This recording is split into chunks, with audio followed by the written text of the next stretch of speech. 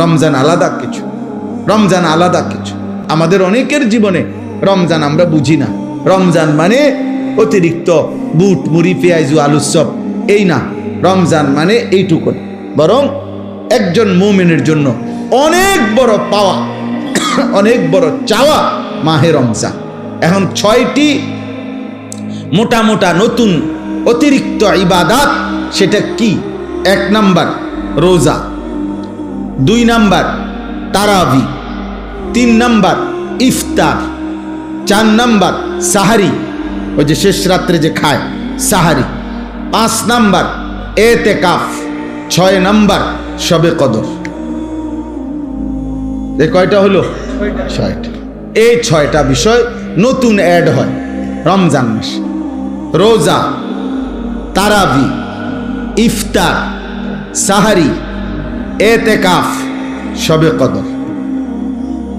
6টা হয়েছে।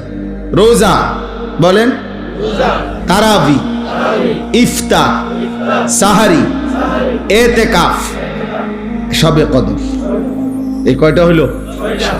6টা। 1 নাম্বার হলো রোজা। রমজানকে উপলক্ষ করে মহান আল্লাহ পাক রব্বুল আলামিন আমাদের জন্য 1 মাস রোজা ফরজ করেছেন। ফামান শাহিদা মিনকুমুশ শাহরা ফালিয়াসুমহু।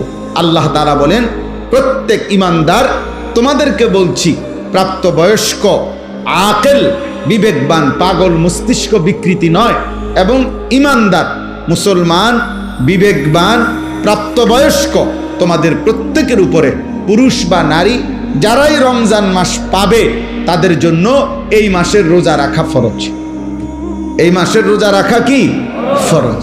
কেউ যদি প্রচণ্ড অসুস্থ হয়, কেউ যদি লম্বা পথের মুসাফির হয়, কেউ যদি অতিশয় বৃদ্ধ হয়, ইত্যাদি বিভিন্ন পরিস্থিতিতে আলাদা আলাদা হুকুম, মাসিক ঋতুস্রাব হয়, বাচ্চা জন্মগ্রহণ করে, এরপরে পেটে বাচ্চা আছে, গর্ভবতী নারী, অথবা বাচ্চাকে দুধ পান করা, ইত্যাদি ইত্যাদি আলাদা আলাদা যেদি যা আছে সেটা ওলামায়ে কেরাম থেকে জেনে নেওয়া দায়িত্ব, যে আমার এই সমস্ত প্রতিকূল ভিন্ন কোনো পরিস্থিতিতে রোজার হুকুম কি, তো সেটা উনি জেনে নেবেন। ওগুলোর জন্য আলাদা আলাদা কোরআন এবং সুন্নাহর মধ্যে ওলামায়ে কেরামের নিকটে বিস্তারিত মাসআলা বর্ণনা আছে।